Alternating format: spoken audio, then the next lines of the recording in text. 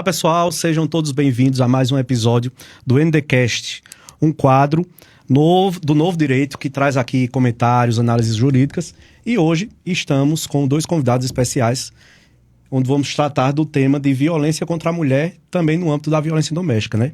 Então eu quero apresentar para vocês a doutora Thaís Guedes, que é advogada, especialista em direito penal com atuação no Tribunal do Júri.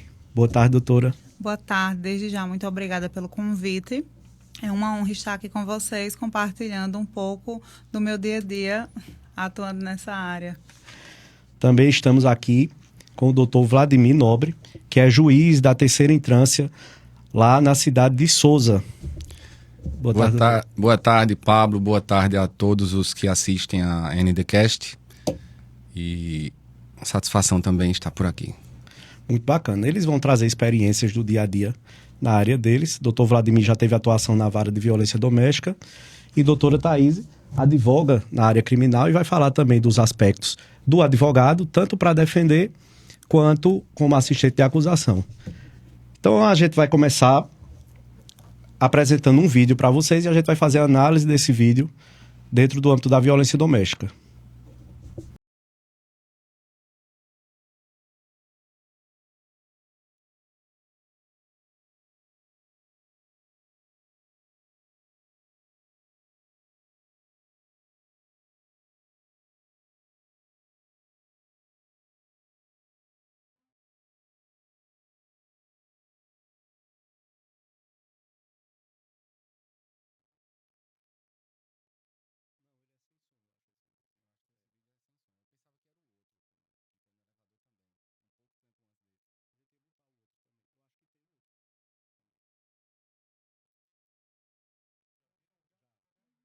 Pessoal, esse caso aconteceu no Distrito Federal, esse ano, em abril de 2025.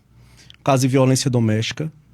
Segundo ele alegou, ele teve um surto psicótico depois de uma discussão e chegaram às vias de fato. Doutor Vladimir, nessas situações, quando o cidadão alega esse tipo de problema mental, qual o posicionamento da justiça diante disso? Boa tarde, Pablo, mais uma vez. Veja bem, esse é um caso que teve uma repercussão nacional. Nós estamos na Paraíba, o caso ocorreu em Brasília e nós temos acesso a ele, amplo acesso a ele por aqui, né? Então, antes de abordar este comentário, eu deixo uma reflexão. A vítima foi exposta, causou uma repercussão social, estava falando com a doutora Thaís aqui fora do ar, sobre isso, causou uma repercussão social e por conta dessa repercussão, o caso teve uma ação prontamente, mais imediata da justiça, né, da autoridade policial e da autoridade judiciária. E os inúmeros casos que não tem um vídeo, não é? A dificuldade de provar, a discussão sobre a palavra da mulher, que recentemente o STJ já entendeu que somente a palavra da mulher, dissociada de qualquer outro elemento de prova, não é suficiente para a condenação. E eu inicio com essa reflexão: como ficam as vítimas de violência doméstica que não estão na mídia? Esse caso em especial, o réu foi preso, né? Isso.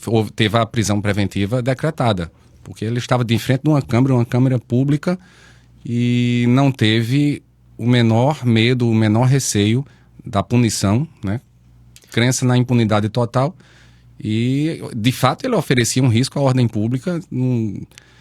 É natural que tenha havido uma é possível essa decretação direta da prisão preventiva, ainda que não tenha havido uma aplicação de medida protetiva anterior, quando o caso revela a necessidade, não é? Não é a regra, mas é possível.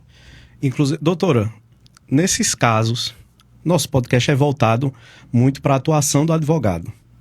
Nesse caso, atrapalha ou ajuda o advogado? Olha, vendo do ponto de vista da defesa, né, que é algo que eu faço diariamente aí, é um caso que atrapalha para quem está ali na figura do réu, né? Porque existe esse caso, por exemplo, ele teve uma grande repercussão, como o doutor Vladimir mencionou aqui. Então, a gente, no outro lado do Brasil, a gente tomou conhecimento de detalhes desse caso, foi passado, né, na mídia aí, nos grandes jornais, e existe um clamor social, existe uma cobrança da sociedade para que aquele caso ele seja efetivamente punido. Então, eu acredito que na figura do julgador, ele não deve se atrelar exclusivamente a isso, mas ele deve sopesar todo esse contexto para que efetivamente traga uma resposta para a sociedade, né? Já é difícil a gente conseguir punição em muitos casos de violência doméstica, porque acontece muito ali no setor privado, onde, como o doutor Vladimir estava mencionando, né, não tem aquela visibilidade, fica só a palavra de um contra a palavra do outro. Então, quando acontece uma situação desse tipo, eu acredito que dificulta de verdade a parte da defesa, porque o clamor e a pressão social são muito grandes em cima de uma resposta para o cometimento do delito. Hoje em dia, falando da medida protetiva, existem casos que não só o juiz pode conceder, né, mas também um delegado de polícia. Quais são essas situações, doutor Vladimir? Não, são duas situações em que o delegado de polícia... Na verdade, a autoridade policial, né, o delegado ali, ele pode, quando o crime ocorrer numa cidade que não seja sede de comarca e que ou então...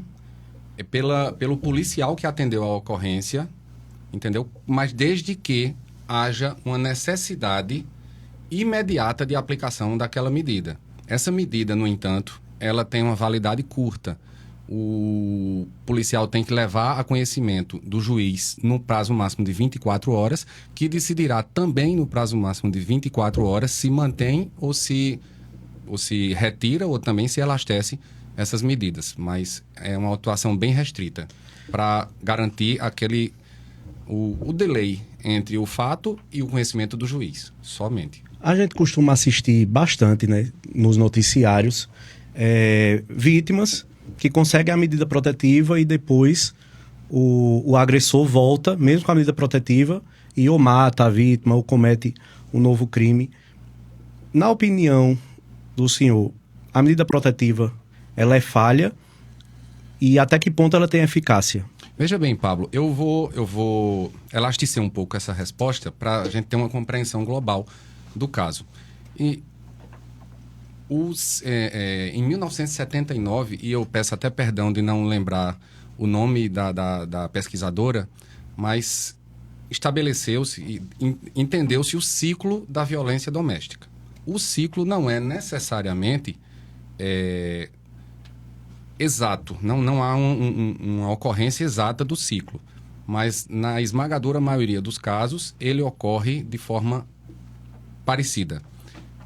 Existe um momento de tensão onde começa a impaciência, né, agressões verbais, o controle, né, a perseguição, o controle dos atos, a vigilância, a grosseria, as palavras, os crimes de calúnia, injúria, difamação. E como isso vai aumentando, né, a vítima, aí existe a agressão física. Da agressão física, muitas vezes, a mulher não denuncia, pensa que está ali triste ainda, não quer jogar todo um relacionamento fora por causa de um episódio isolado, e há um arrependimento do acusado, do agressor. Nesse momento do arrependimento, vem um love bombing, ele volta a ser como era no início e cercar de amor a vítima. Depois desse love bombing, ele volta ao tempo de tensão, que fica maior, e de agressão também. Esse ciclo, a tensão e a agressão sempre aumentam e o período de arrependimento diminui. E ele só se rompe ou com o homicídio ou com o rompimento do ciclo pela vítima, com a denúncia. E pronto. Falado desse ciclo, para contextualizar, eu diria o seguinte: as medidas protetivas são imprescindíveis na maioria dos casos. Infelizmente, o juiz não pode prever todas as causas, é um ser humano igual a qualquer outro.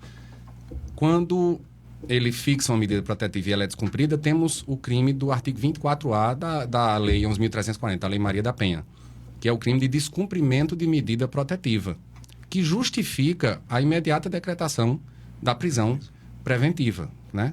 Que na esmagadora maioria dos casos, os juízes decretam a preventiva. Não em todos. Eu mesmo já tive exceções em que não decretei. Mas a maioria, então, se decreta a preventiva. Se dessa medida protetiva para o descumprimento dela houve um homicídio, realmente é triste, mas a gente tem que reconhecer que não pode abarcar todas as situações. Então, na maior parte, ela é eficaz. Na maior parte, ela é mais eficaz do que o processo criminal, porque como às vezes a vara está abarrotada de processos e os crimes são lesão corporal leve, a maioria, né? Lesão corporal leve, ameaça. Então, eu já vi ocorrer muita prescrição. Hoje, as varas da violência doméstica estão mais estruturadas e está havendo bem menos prescrição. Doutora, me diga uma coisa. As vítimas de violência doméstica também podem procurar um advogado particular para dar essa assistência. Na sua opinião, como é esse encorajamento para essas vítimas? Sim, com toda certeza, né? O advogado, ele não está ali só na figura do defensor do réu, mas também na assistência de acusação, né? A figura principal ali que vai estar defendendo os interesses daquela vítima é o promotor de justiça, né? É o Ministério Público que vai estar exercendo essa função de defesa. Entretanto, a participação de um advogado, diante da particularidade de ele ter um contato mais próximo com aquela vítima, de poder trazer uma produção de prova maior, né? Porque a demanda do Ministério Público é gigantesca, são inúmeros casos que eles recebem diariamente, o que a defesa não acompanha, né? O advogado não acompanha o mesmo ritmo do promotor. Então, consequentemente, a gente tem como fazer aquele papel de auxiliar numa condenação mais justa, entendeu? Para pleitear determinados direitos que, às vezes, não é do conhecimento do Ministério Público, e ali o advogado, ele vai trazer para o conhecimento do promotor a situação com mais detalhes e vai trabalhar em conjunto com o promotor, entendeu? Sem tirar a responsabilidade dele naquela função. Na sua opinião, a medida protetiva, ela tem sua eficácia? Olha, minha opinião ainda não está tão bem formada com relação a isso, diante dos casos práticos que eu lido diariamente. Mas eu estou mais tendenciosa para dizer que tem eficácia, porque, assim, a ideia da medida protetiva, ela é muito boa. Então, assim, hoje ela já traz muito amparo para as vítimas e traz um estado de alerta para os agressores. Entretanto, eu acredito que ainda pode-se e deve-se melhorar bastante na questão da fiscalização, porque foge do controle. A partir do momento que a medida ela é aplicada, tem que haver ali uma fiscalização um pouco mais concreta para que efetivamente ela tenha a sua eficácia. E é bem interessante isso, porque já existe aqui na Paraíba um projeto, né, que é a Patrulha da Violência Doméstica, e que as pessoas podem ter um acesso mais fácil e comunicar à polícia qualquer risco iminente que esteja passando naquele momento, né? Vamos assistir agora o nosso segundo vídeo. Covardemente, a namorada dentro de um elevador foi preso em Natal graças à prontidão do porteiro. Ele viu a imagem da violência pelo circuito interno e chamou a polícia. Igor Eduardo foi preso em flagrante. Na tarde de sábado, ele chegou com a namorada neste condomínio em Natal, mas o segurança percebeu que eles estavam discutindo. O casal vai para o elevador social. A discussão continua. Os dois entram, mas quando a porta se fecha, o homem parte para cima da mulher de 35 anos. As cenas são muito fortes. Foram pelo menos 60 socos. A vítima ficou com o rosto desfigurado, teve várias fraturas e vai ter que passar por cirurgia. Ela permanece internada em um hospital. Todo mundo se assustou quando viu esse vídeo. Mas vamos lá, na opinião do juiz, que crime ele cometeu aí? Esse vídeo, Pablo, ele realmente é bem mais chocante do que o anterior, né? Aí poder-se falar, né? Eu tô falando aqui até em nome da defesa, poder-se falar numa lesão de natureza grave ou gravíssima ou de uma tentativa de homicídio. Você vê o porte físico do agressor, o porte físico da vítima e a quantidade de socos, todos no rosto, não é? Eu confesso que eu não entendo como ela ficou viva. Foram 60 socos, né? Eu arrisco apontar que o Ministério Público pode denunciá-lo por homicídio, por tentativa de homicídio. Doutora, do ponto de vista da defesa, que é o mais complicado a se falar nesse momento, o que poderia ser alegado aí com essa situação? Olha, é uma situação complicada, porque como mulher você vê uma situação dessa, né? Você se choca, você se revolta, mas aí como o meu lado profissional, ele sempre fala mais alto, eu deixo as minhas convicções pessoais de lado. E aqui ia depender muito do contexto que haveria ali na acusação do Ministério Público, né? Por exemplo, como o doutor Vladimir falou, existe chance do promotor denunciá-lo pela tentativa de homicídio. E é o caso de se tentar, que também eu não considero fácil, porque no meu ponto de vista pessoal foi um caso de tentativa de homicídio, mas aí eu ia pegar as lacunas legais para tentar demonstrar que não foi necessariamente uma tentativa de homicídio, e sim uma lesão corporal de natureza grave. Eu não sei, não acompanhei posteriormente se houve sequelas maiores, assim, perda de algum movimento, perda de alguma capacidade em específico que fosse duradoura, fosse permanente, né? Apenas temporária. Aí, por isso, a questão da natureza grave. Né? Aí, por isso, a questão de ir no sentido de natureza houve deformidade, grave. né? Ela passou, acho que foram por 5 cirurgias, da última vez que eu estava acompanhando o caso. A deformidade tem que ser permanente, né? Tem que ser permanente. Mas aí, a defesa dele alegou um surto psicótico e anexou também laudos médicos para comprovar que ele sofre de algum transtorno mental. Isso aí, doutor Vladimir, tem peso na hora da decisão? Não, Pablo, veja bem, o peso é jurídico, não há que só pesar isso para aumentar ou diminuir a pena. Se comprovado, se ele alegou insanidade mental e trouxer documentos válidos, vai ser instaurado, vai ser suspenso o processo e instaurado um incidente de insanidade mental. Caso comprovada a insanidade mental, julgado procedente a denúncia, iria se aplicar uma medida de segurança contra o agressor, que inicialmente certamente seria de uma internação. E isso, a medida de segurança não tem prazo. Ela perdura enquanto perdurar o risco. O dano mental, né? Ele vai para um tratamento, inicialmente internado, depois pode passar para o tratamento ambulatorial, em CAPS. Doutora, dentro desse contexto todo de laudo médico, qual a importância, como advogada de defesa, de garantir esses laudos e o que pleitear para o cliente, tendo um laudo positivo de transtorno mental, o que poderia aí ajudá-lo a não descer para uma cadeia, para um presídio? A importância, sobretudo, é para garantir a integridade física dele, né? Que, como eu soube posteriormente, a integridade física dele está sendo totalmente violada. E a atuação do advogado nem sempre é para dizer, olha, o meu cliente é inocente, ele tem que ser absolvido. Não, existem várias outras coisas que o advogado, enquanto atua numa defesa desse tipo, pode fazer. Garantir a integridade física, fazer, por exemplo, um pedido de prisão domiciliar, quando comprovadamente existia um dano ali, um risco à integridade física ou à própria vida daquele réu. Isso, inclusive... foi noticiado semana passada que a defesa dele pediu prisão domiciliar com base nas agressões que ele vem sofrendo diariamente dentro do presídio. Esse pedido foi negado. O que fazer diante de uma negativa, você sabendo que seu cliente está ali sofrendo? Até porque, quando a gente fala nesse contexto, certo, a nossa humanidade julga o feito, né? O que ele fez com aquela mulher, a gente se indigna e quer mesmo que ele sofra alguma penalidade. Mas nós somos regidos por uma Constituição e que não permite agressões físicas no cumprimento de pena, inclusive. O que fazer numa situação dessa? Foi negado.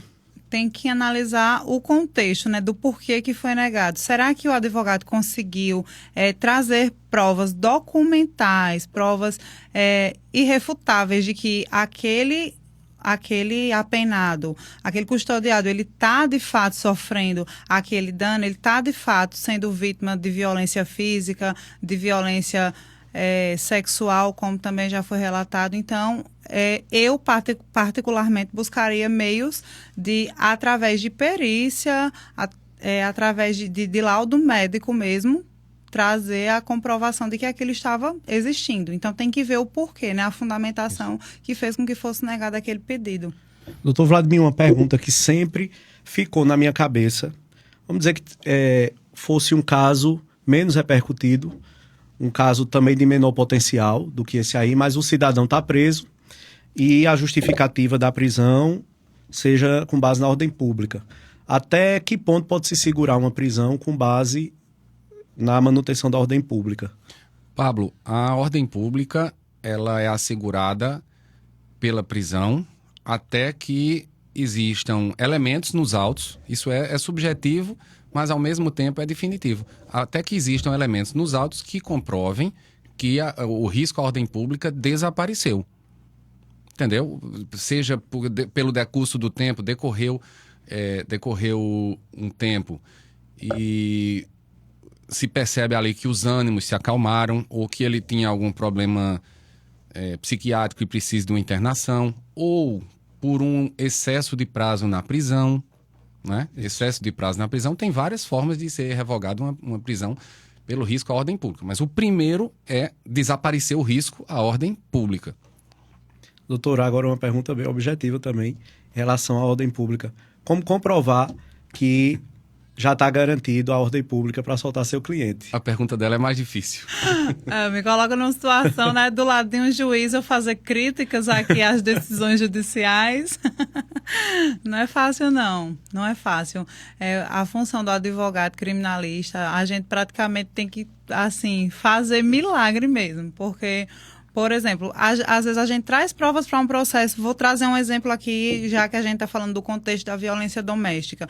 Eu tive um caso desse tipo que eu consegui comprovar que aquela vítima daquele processo, ela estava morando em outro estado, certo? E a partir do momento que ela se muda, está em outra residência, está ou num bairro distante ou numa cidade distante, cai por terra aquele risco que ele poderia trazer para aquela vítima. Então, um exemplo na prática que eu já consegui uma revogação de prisão. Mas não é fácil, porque nem todas as vítimas elas vão mudar de cidade ou de estado depois daquele ocorrido, entendeu? Então, a gente tem que estar tentando tirar sempre uma carta da manga para poder resolver na prática.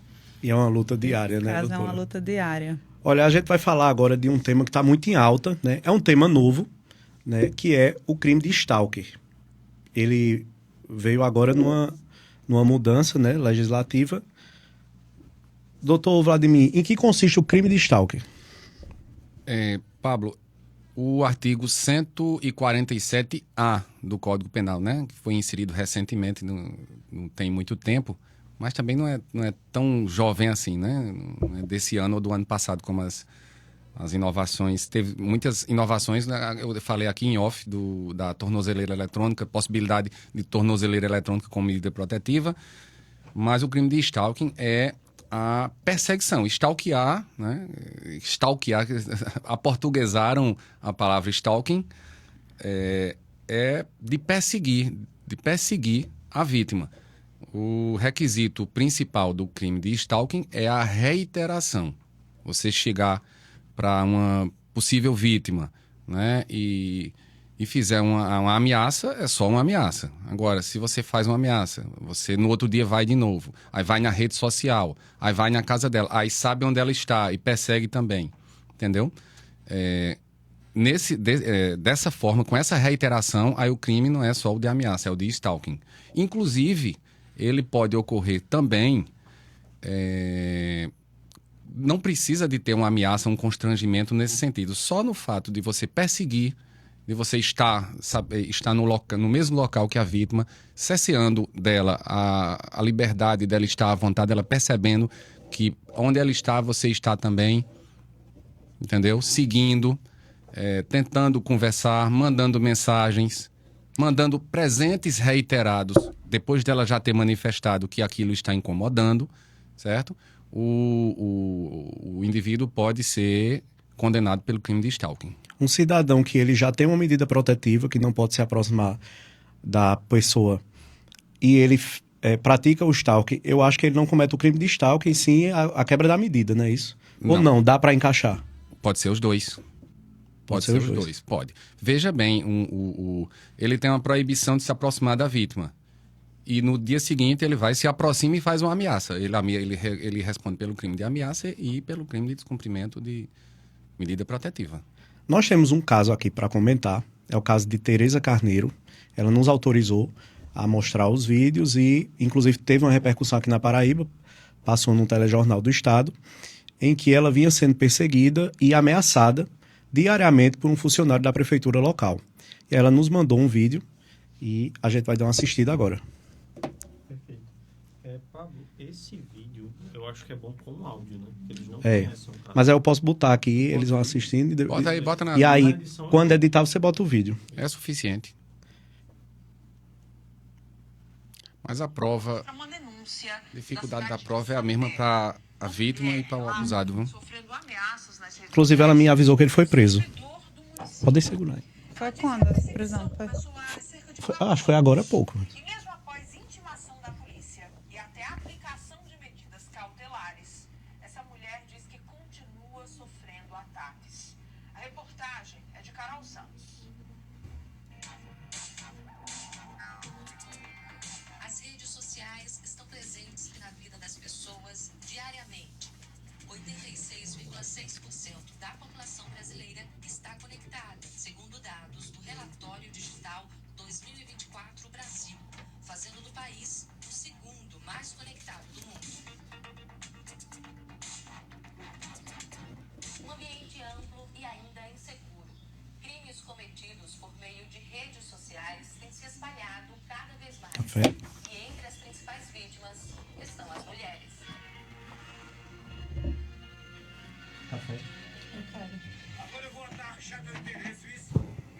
Posso? Então, nós vimos aqui o caso de Tereza Carneiro. Ela, que é uma figura política da cidade dela, e começou a sofrer esse tipo de perseguição e agressão, não só a ela, mas também a família dela, de um funcionário da prefeitura. E por diversas vezes, como ela mesma falou, mesmo com medida protetiva, o cara soube cautelar, mas ele continuou insistindo em publicar esses vídeos. Doutor Vladimir, o que fazer quando chega a esse ponto? Veja bem, Pablo, inicialmente você percebe que que não se trata de violência no âmbito doméstico, não há relação de afeto entre as partes, nem marital, nem parentesco, pai, mãe, tio, não existe violência doméstica, não é? Isso. É o crime de stalking. Mas as medidas cautelares foram descumpridas, mostrando-se, e como ele disse, ele responde por vários crimes, só pelo que eu ouvi aqui. Acho que, imaginando aqui, já ultrapassa os 4 anos necessários para a decretação de uma prisão preventiva. E que não seriam nem necessários se ele já responder por algum outro processo, já tiver outra condenação, né, se for reincidente. Exatamente. Doutora, existe aí uma dificuldade probatória no crime de stalking. Então, vamos dizer que a senhora é contratada para auxiliar uma vítima de stalking. Por onde começar? De fato, existe essa dificuldade probatória e, como o doutor Vladimir bem mencionou aqui, não só por uma parte, não só pelo réu, como pela vítima. Ambas as partes, elas têm essa dificuldade de trazer essas provas. Vamos entender o lado da pessoa que está cometendo o ato ali da perseguição. Principalmente hoje em rede social, que é um dos fatores que mais tem acontecido. As pessoas ainda têm a ideia de que a internet é uma terra sem lei. E isso tem sido modificado graças a Deus, com os avanços tecnológicos, né, com legislações específicas para tratar do contexto ali do digital. Então, assim, as pessoas ainda se camuflam muito por perfil falso, cria um perfil hoje, faz uma perseguição hoje, fala algo do tipo, faz uma ameaça, depois está usando outro perfil. E aí vem aquela dificuldade de comprovar que é a mesma pessoa que está por trás dessas redes. Hoje em dia a gente precisa muito do apoio da perícia, né, para fazer aí uma perícia técnica especializada que demonstre quem está por trás daquele perfil, produzindo, proferindo aquelas ameaças. Imagina a dificuldade para você comprovar que ali existe o crime de stalking quando é um apaixonado, por exemplo, que manda flores, manda mensagem, está sendo um doce ali naquele momento, né? Mas isso chega a assustar aquela pessoa que não deu nenhuma esperança para aquele cidadão, por exemplo. Como comprovar que existe um stalking aí? Como é que o judiciário vê, doutor Vladimir, esse tipo de atitude?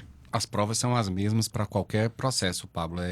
Testemunhas, vídeos, áudios, bilhetes, cartões, presentes e o que a vítima dispuser. Agora, realmente é preciso que as vítimas, as pessoas estejam antenadas em coletar provas caso percebam e estarem passando por esse tipo de perseguição, né?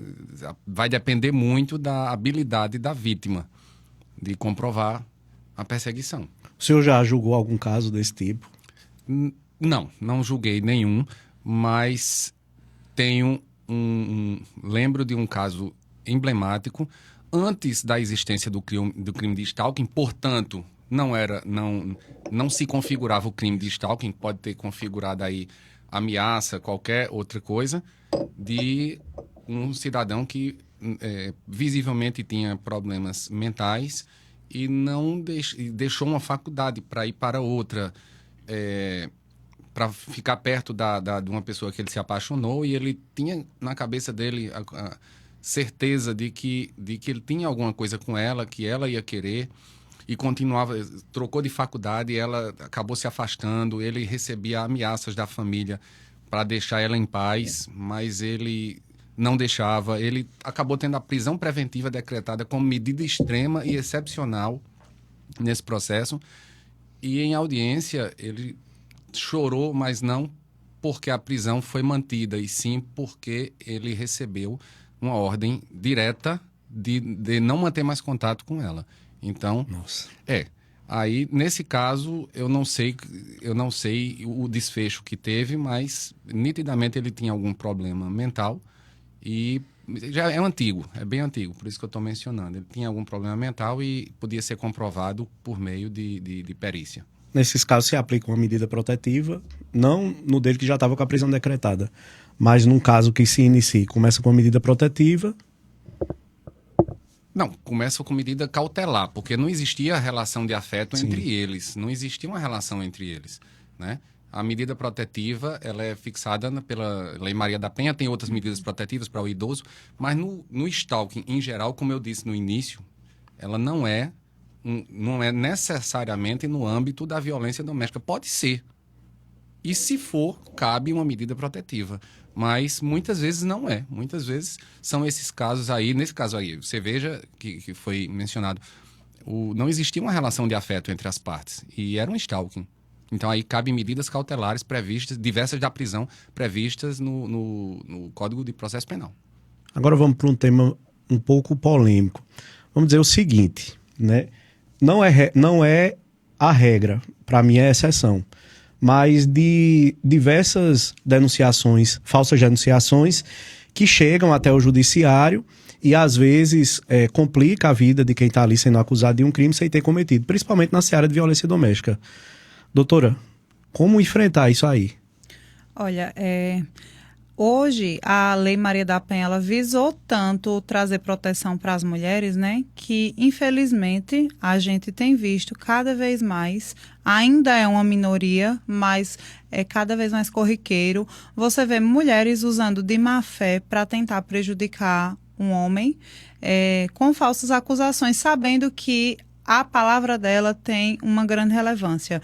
Então, assim, tem que ter todo um cuidado, toda uma cautela aí, desde os primeiros momentos ali iniciais em delegacia, né, em sede de delegacia, quando a mulher vai, ela procura a delegacia especializada, que aqui na nossa cidade nós temos, né, aqui no estado da Paraíba nós temos a delegacia que visa proteger a mulher.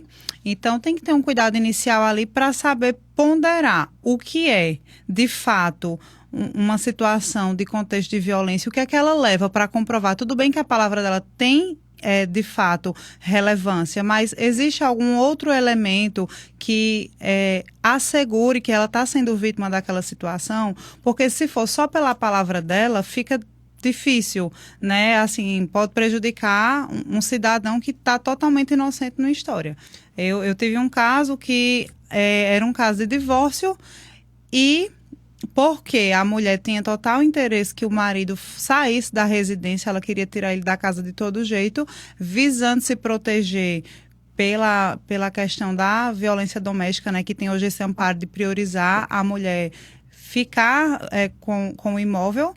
Ela foi denunciá-lo na Maria da Penha, disse que estava sendo vítima de agressão psicológica, agressão física, e quando, na verdade, a gente conseguiu revogar essa medida protetiva só com a comprovação ali de que eles estavam numa discussão de divórcio, entendeu? Então, tem que ter cautela com relação a isso.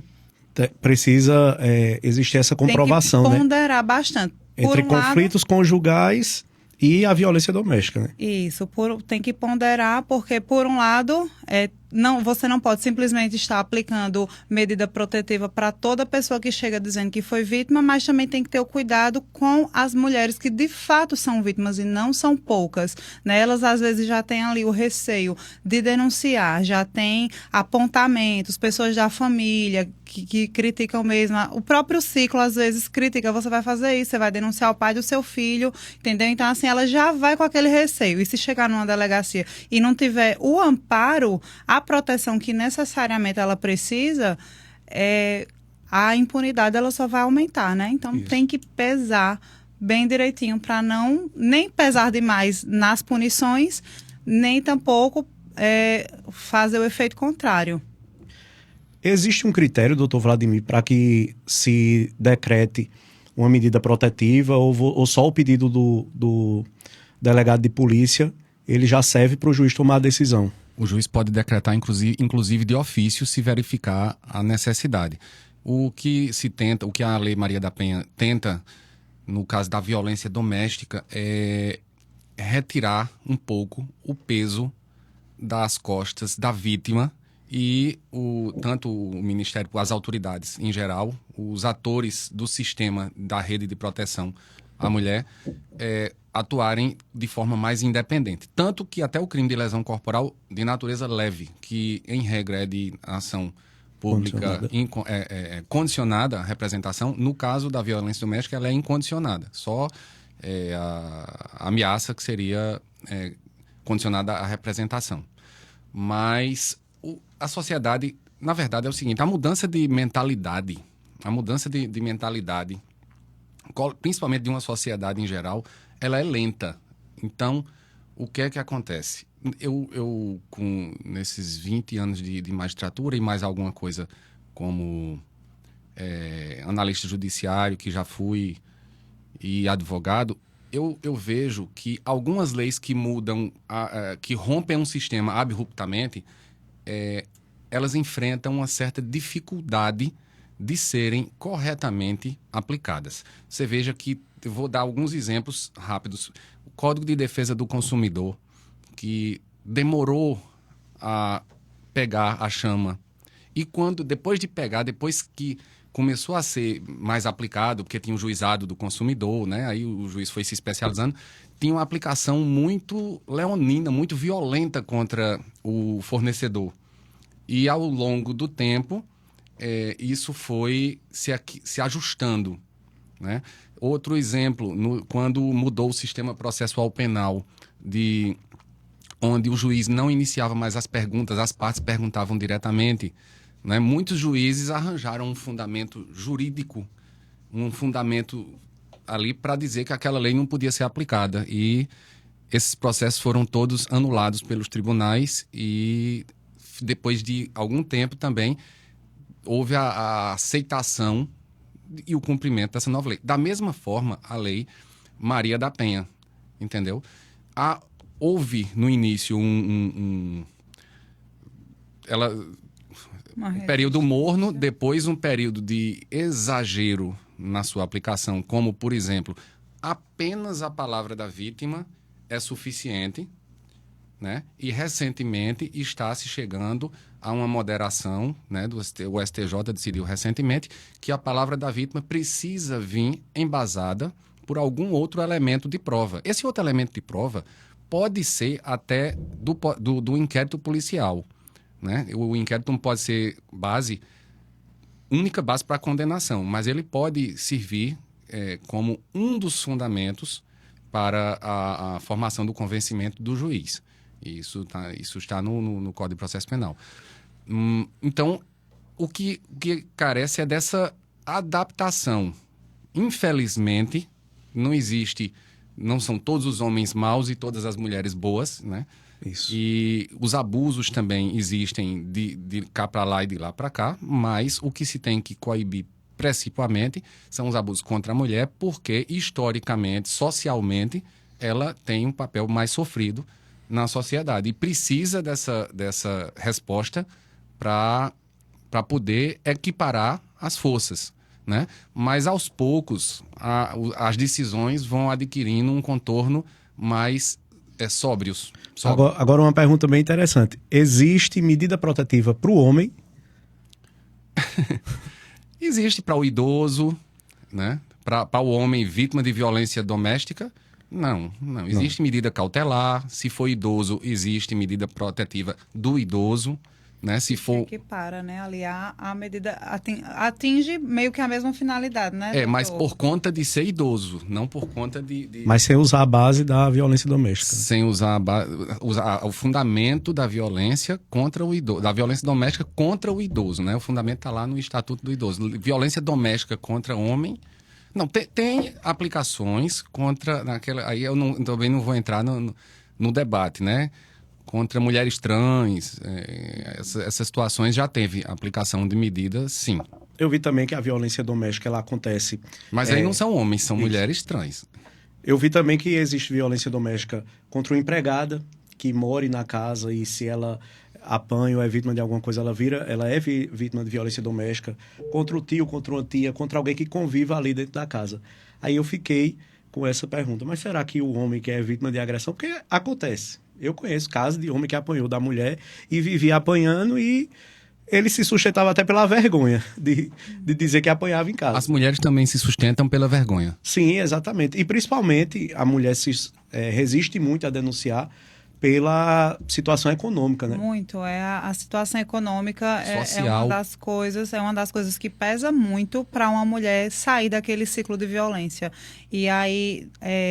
dentre uns pontos que eu considero assim que são primordiais, né? A Lei Maria da Penha, ela trouxe muito amparo, ela trouxe muito cuidado para o lado da defesa da mulher. Mas tem muito mais ainda a ser feito. Eu acho que essa lei ela ainda está, apesar de ser uma lei de 2006 e com as alterações legislativas, ela ainda está engatinhando, ainda tem muito a ser feito. Por exemplo, promover ações que insiram a mulher no mercado de trabalho, trazendo uma equiparação salarial, porque não tem como dizer que hoje o homem, isso aí é indiscutível, o homem ainda ganha mais do que a mulher, entendeu? Então, assim, a partir do momento que a mulher ela deixa de ser dependente economicamente do homem, isso traz mais força até para ela sair daquele ciclo, até para ela não ter a preocupação, eu vou me separar, mas quem paga as despesas da casa é o meu marido, quem paga o aluguel, quem faz a feira. E se eu me separar, quem é que vai pagar meu aluguel? Ele não vai mais pagar. E as crianças, como é que vai ficar a situação dos filhos quando tem filho, né? Então, eu acredito aí que tem muito ainda a ser feito, principalmente nesse sentido de incentivar a inserção no mercado. Antigamente isso acontecia muito, né? De você chegar, denunciar e depois a mulher ir lá e retirar a queixa na delegacia. Mas ainda existe, mas é tentativa, né? Isso. Por isso temos o artigo 16 da Lei 11.340, que prevê que se a mulher manifestar o interesse de renunciar, no caso de ameaça apenas, né? O juiz tem que marcar uma audiência especial e ouvi-la em separado para garantir que ela expressou a vontade. Muito, viu? Mas eu aproveitei o que a doutora estava falando. O contexto histórico, veja como o contexto histórico da opressão, o machismo arraigado, às vezes, oprime a mulher. Veja que há 2 décadas, eu não sei quantos anos exatamente, mas há 2 ou 3 décadas atrás, o homem descobrir que a mulher não era mais virgem depois do casamento era causa de anulação do casamento. Nossa. Eu já era nascido e eu já era um adolescente e essa lei ainda estava em vigor. Agora você imagine isso 80 anos atrás, se uma mulher é estuprada, certo? Ela vai esconder o estupro porque a sociedade vai discriminá-la. Exatamente. Entendeu? Então, essa mudança que vem sendo feita quase que à força, ela é importante. Ela é necessária, mas ela leva tempo. E é sofrida, né? É dura. Mudança eu acho que essa nova geração, esse pessoal mais jovem, já vem com a mentalidade mais... Já, com certeza. mais... Eu acho que até pela propagação, formada, né, do que a gente tem visto hoje em dia, tá criando uma certa revolta nesse pessoal mais jovem que está vindo agora e já está olhando para a mulher com um olhar que deve ser olhado, que já deveria ter sido olhado. Né? Um olhar de igualdade. Exatamente. E isso, infelizmente, existe ainda e muitas pessoas deixam de denunciar por vergonha, pelo que a sociedade vai dizer, que é o caso do divórcio também. Muita gente deixava de se divorciar pela vergonha de ser um divorciado, né?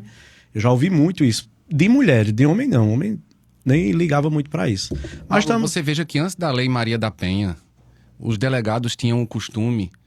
eu acho que a doutora não é do tempo, mas os delegados tinham o costume... A vítima ia denunciar, a esposa que apanhou ia denunciar uma violência ao delegado, ele preparava a intimação e entregava a ela. Para ela entregar o agressor. Para ela apanhar de novo. Eu estou lhe referindo casos que aconteceu com familiares meus.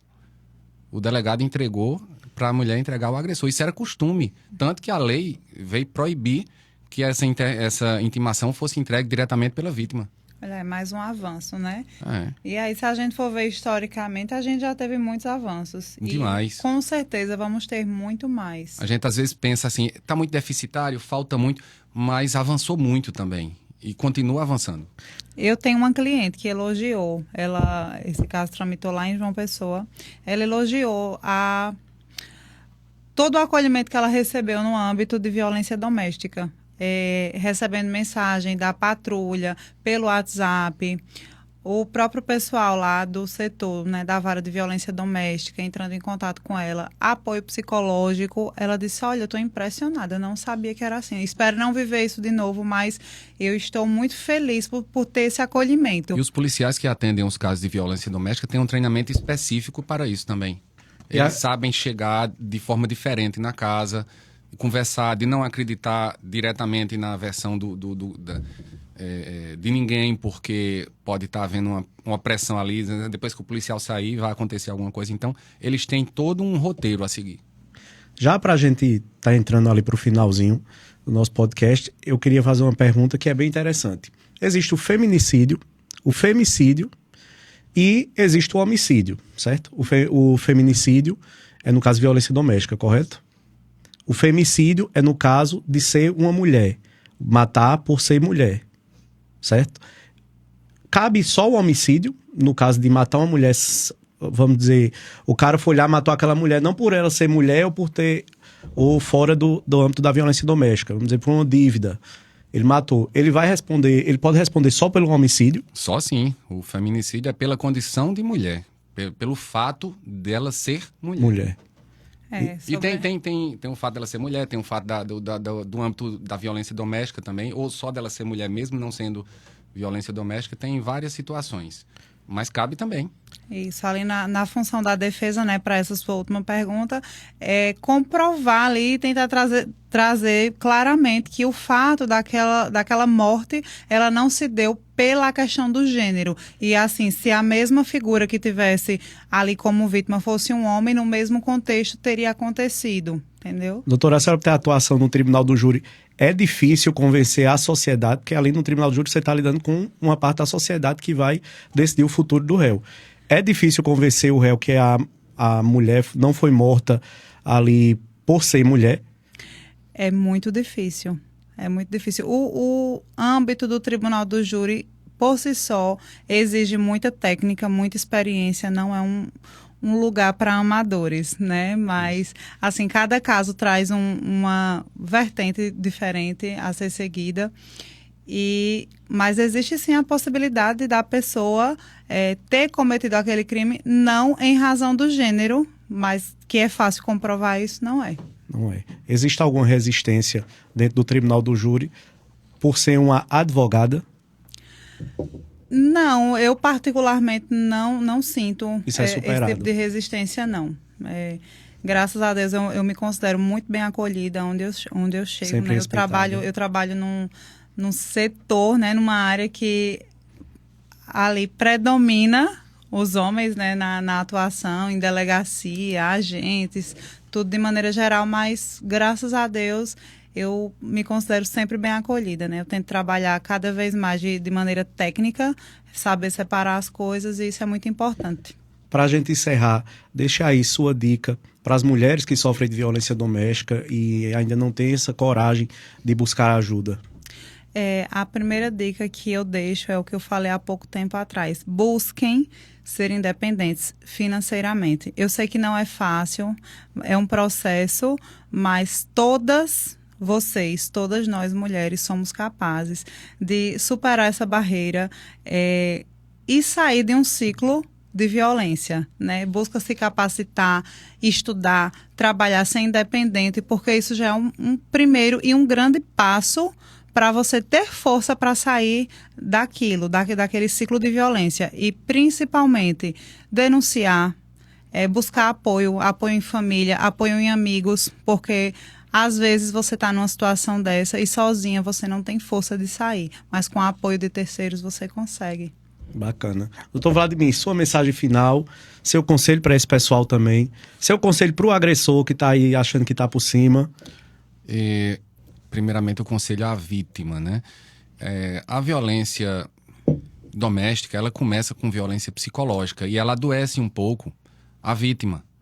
E, às vezes, se a vítima for um homem, ele também adoece um pouco, entendeu? Então, é difícil quebrar aquele ciclo. Uma coisa pela qual você lutou tanto, você agora vai desistir dela sem lutar mais. É muito difícil sair do ciclo. Então, conhecer essa pesquisa, conhecer o ciclo, divulgar esse ciclo e se perceber como vítima de uma violência desta é o primeiro passo importante para toda mulher. Se não tiver, como a doutora Thaís falou, se não tiver condições financeiras, não tiver se preparado para isso, esse rompimento, a mulher pode proceder o rompimento paulatinamente, aos poucos. Ela vai se capacitar, ela vai juntar economias, ela vai se preparando, ela pensando num lugar para ir, organizando pessoas que a apoiem, buscando o auxílio de um psicólogo e em determinado momento, quando ela estiver mais fortalecida, ela rompe o ciclo, certo? Porque muitas vezes denunciar no momento de um desespero, ela volta por não ter estrutura. Hoje já tem mais, porque tem a rede de proteção, né? A Patrulha Maria da Penha, o setor psicossocial que acolhe também a mulher, tem abrigo, casa de abrigo para abrigar a mulher que não tenha para onde ir, mas são todas formas traumáticas e difíceis. O que eu recomendo mesmo é que se perceba no ciclo e se prepare muito bem para deixá-lo de forma concatenada É difícil, é traumático, é doloroso. Eu acho que uma mulher que sofre violência psicológica por muitos anos, ela vai levar também de 1 a 2 anos para conseguir verbalizar o que aconteceu. Então, a ideia primeira é essa, é se perceber no ciclo e se preparar para sair dele, sem que o agressor perceba. Um dia, quando ele perceber, do mesmo jeito que quando ela, de repente, ela se percebeu no ciclo, um dia ele vai se perceber com o ciclo rompido. Bacana, pessoal. Esse foi o nosso NDcast. Quero convidar você a seguir a página da Novo Direito.